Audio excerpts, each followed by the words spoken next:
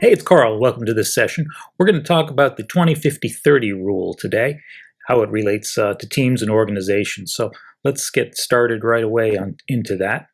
For the last 20 years or so, Gallup and some other organizations have done a lot of surveys, right? And talking about the engagement of employees. And it has hovered right around the 30% mark of those who are engaged. And of those who are actively engaged, it's hovered around the 20% mark. So we see movement from time to time over the years, but really not by much. So over the last 20 years, you can pretty much anticipate 20% of your workforce is going to be, 30% of your workforce is going to be engaged in the work that you're doing. And 20% are going to be actively disengaged, which means that they're have not only checked out, but they're actively trying to hurt you in some shape or form. And that might be a little tough to take. That if you think about that, so now you've got the 50% in the middle, and that kind of seems like a normal distribution curve, right? Where you get your low performers on one side, and you get your high performers on the other side, and the great middle there being the 50% of your workforce by and large in the middle. And, it kind of works. So that's where my 30-50-20 rules comes from. And you're better off if you enter into an organization or taking a look, from an outsider looking in or trying to get the lay of the land. You can figure 30% of the people are going to be very gung-ho on the mission and vision, things that are going on, and 20% are not. They're going to be very anti what's going on, whether they are passive about it or whether they are, you can very clearly see that they're anti the organization, yet somehow they're still there. And the great majority, the 50%, are just, kind of meh. Now, this isn't... that's neither good nor bad. I mean, it's kind of bad, right? But you're not going to get 100% who are all in favor of what you're doing. The 50%, it's not necessarily that they're against you. It's just that people are busy, right? And they've got other things on their mind.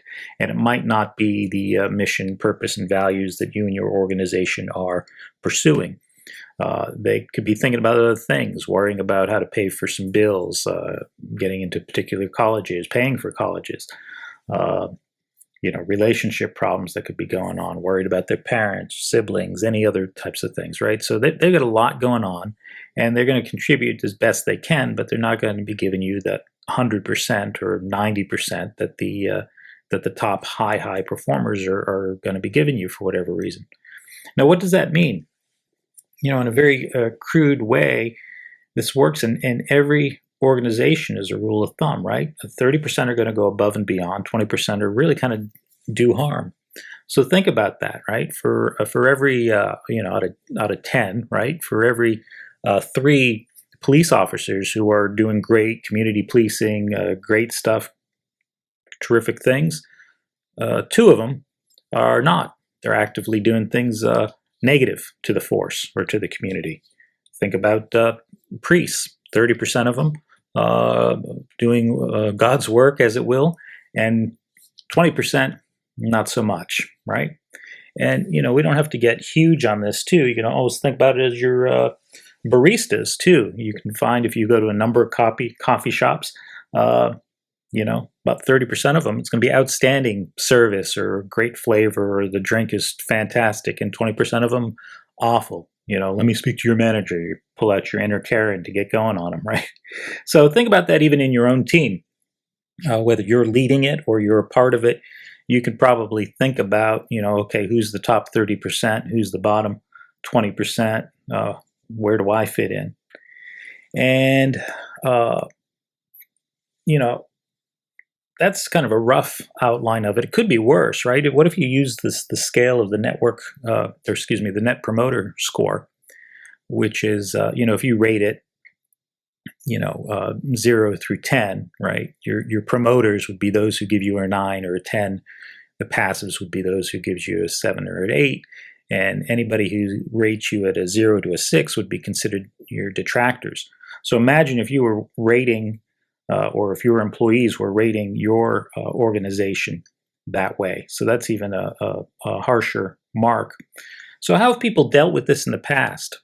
Well, you could do the rank and yank, which is a pretty outdated, inhumane, and really stupid way of doing it, but some companies had quote-unquote success in that in the 70s and 80s and early 90s, but it's a stupid system.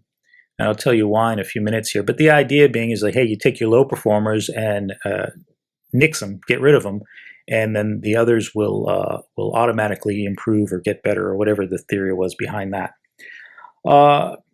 Pretty rubbish, I think, as we've proven at this point through the years. But let's think about it. If you're forming an organization or putting together a team, whatever it is, this doesn't mean you have to be the owner of the organization. You could even just be putting together a band or something like that, right? Or a community active, force or something like that, right? So generally, you're looking for, the best that you can, people who are agreeing with the vision and the purpose and shared some values and things like that. And so everybody who's you're bringing into play here, whatever score you use, whether you want to call them your 8s, 9s, and 10s, or your A's and B's, or your star players, whatever terminology you bring, but you're by and large bringing in people who are your 10s. Now maybe something happens, and you need somebody to fill a position real quick or something like that, and so you bring in a 7 instead or something like that, right? But by and large, you're bringing in a pretty strong team. So how does it happen in just about any organization, you're going to have 20% of the people completely disengaged, 50% being kind of meh, and 30% being your high performers? What happened? Well, I'll give you a hint. It's the leader's fault. It's always the leader's fault, and I want you to think about that for a minute. So, for example, who hired him, right? Let's label it all one thing. It's because of neglect. So if we started, as we said earlier, with let's call it our 8s, 9s, and 10s, right? Just for ease. This is the cream of the crop, and you're bringing in the best people. You're enrolling and recruiting the best people to work with you on your vision. Something happens along the way, right? Whether it be internal or external, maybe you inherited somebody from another team that isn't quite what you wanted, but you did it either to help somebody out, or you did it because you were in a pinch, or you really had to get that position filled, or whatever it might be. You were desperate, something, right? And you brought somebody in who was not really the fit there, right? That was through neglect through you. So if you brought in somebody who was not, even though it was easier to do at the time, if it's not a fit, it was the leader's fault for bringing them in. The other way that it occurs, the neglect occurs, is through lack of focus and concentration. If you get a lot of high performers working together, they tend to sometimes get so far ahead, right? The dust even settles, and people didn't even know they were there. That's how far ahead they are. And because they're high performers, they tend to be hanging out with themselves and not being worried or dragged down by everybody else, right? And that can cause some chasms, right? Also, you might have somebody who's you might consider a high performer because they've got the title. Maybe they're a partner, right, or a junior partner, or co-owner, or child of the owner, or something like that. But they're not exactly a high performer. But maybe they've got the title, but they are bringing in a lot of the toxic behaviors that are just not helpful, right? And so again, that's the leader's job, is to prevent that from happening. And if you don't, it's just gonna spread. And so that's how, over the course of time, and quite honestly, can happen fairly quickly. But as soon as 6 months, but generally around 18 months or so, again, now you fall back into that. Basically, you're normal distribution where you have your 20, 50, 30, again, where 20% of the folks are actively disengaged. And that's a painful piece to be, but it's all because of the leader, because you either neglected, you brought on people, or you inherited people, or something like that, and you didn't address behavior issues, or here's the charter, and here's how we all work together, and here are our norms, and let's make sure we have agreement on that, and you're working together to make sure everybody is on the same page on that. Or you've got your high performers who are just like not looking back, right? And it's not a great place to be, not if you want a high performing organization. So what can you do? The only way that you can kind of prevent this 30, 50, 20 rule from happening, and partly I'm going to say it's always going to happen. You just have to be vigilant and keep it from being destructive to you. And the way that you do that is you get some of your high performers, and you basically got to lasso around that meh crowd, right? That 50 in the middle, right? You've got to try to woo them over and get them to be performing at a higher level, or at the highest level that they can. Because as you're doing that, your low performer is going to be doing it in reverse, just through either because they're getting away with things, or because they're acting as though they're being billed as a high performer, but they don't get any respect from the organization or something like that. There's going to be some people like, yeah, I'm like that too, and they're going to attract some attention and some followers. Misery loves company, right? And so they're going to be lassoing from the opposite direction of trying to get and grow their ranks to have a mutiny or overthrow, or just be the complaining crowd. And you want to prevent that. And so a few ways you can do that is be situationally aware. Now, just knowing of this rule helps make you situationally aware. You can kind of take a look at your team and see, okay, where are we right now? Maybe we haven't, our percentages are a little different or something like that, but maybe I've got to spend a little bit more time with some of the performers who are not where I need them to be. This is not the idea of like neglecting your high performers, because I do completely agree with the double down on your strengths. If you've got high performers, your high performers should be taking the majority of your time, and you want them to continue to be high performers. But they should be spending some time from a succession planning standpoint, from a training standpoint, of just an influence standpoint, of helping others to grow as well. But you do have to, as leader particularly, spend some time on those who are not performing. Generally, these low performers isn't going to be a skill set thing. It's going to be an attitude thing. And ultimately, it's up to them to fix that. But you can certainly show the way and provide what's acceptable and not acceptable by role modeling it, right?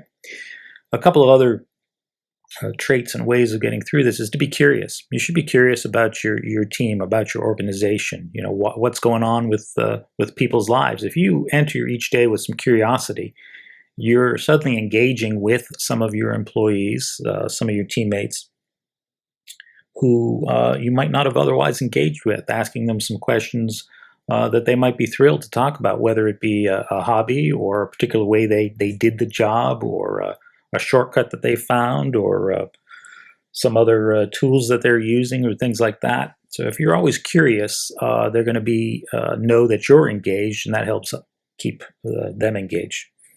Another way is being stewardship-minded. This falls into the line of servant leadership as well, where you're not doing this forever. You might think you're going to, or you might have a plan, or whatever it might be. But if you approach your role as you're just here for a limited amount of time, and then you realize that everybody on your team is as well, you can find some common ground there. So you're not all building this legacy that you're there forever and nobody can do what you're doing and nobody can do it as great as you, or whatever. Start getting rid of that attitude, and instead having the attitude of like, hey, we're all here for a limited time. Let's bring the best that we can at any given point. Sometimes people can't do that, and that's where the next way that you could be better is being empathetic. everybody's going through something, right? And now, not everybody wants to talk about it, but you can, if you're empathetic and seeing where other people are coming from and realizing that they might be having different viewpoints or different experiences, might not be seeing things in the same way. Instead of being defensive about that, you could be inclusive about that and actually make your team stronger, or come up with some solutions for your customers or whatever goals that you're going for. If you are able to show some empathy, you might be getting some different points of view and be able to solve bigger problems and have better solutions. And finally, you want to be insightful. And this is the education component. And this is really where your superstars, your high performers come into play too. Your high performers are doing something different. Now, not everything they are doing is necessarily repeatable, but a lot of it is, and a lot of it can be honorably adopted by those in the middle section, in the meh section, right? And they can do better by learning from the high performers. Some high performers are just going to be, whether it be a type A personality or whatever other thing that's driving them, and maybe we're interpreting them as a high performer, but they're not. They're just avoiding something else, right? So they're throwing themselves into work. But ultimately, in terms of kind of getting the engagement and getting the best that you can for people while they're there working on your mission, vision, and purpose, just sharing and education, sharing what you've learned, both in ways in terms of improving work, but maybe even some life hacks, things like that. Sometimes people are not getting a good night's sleep. Sometimes people are having some relationship problems, how to deal with money, those types of things. Now, this is not for you to become their psychologist, but it is providing them some tools or some resources, and knowing that there is help available and that you're one of the people who cares about them and cares about them finding some solutions. So that's it in a nutshell. Just a quick little overview of the rule that I like to follow and quickly diagnose what's going on with a team and an organization. If you'd like to become a confident, competent, and valuable leader in your field without becoming a jerk, you can register for a free consultation. There's lots of places, lots of links. If you know how to spell my name, Karl Bimshas, that's the easiest. But if you don't know, you can also go to Learn from Karl, and that's Karl with a K, learnfromkarl.com. Learn a little bit more about some of what we do here at Karl Bimshas Consulting, but also sign up for your free consultation. Let's see if we can work together in the future. In the meantime, keep advancing confidently in the direction of your dreams and make sure you help others along the way. Thanks.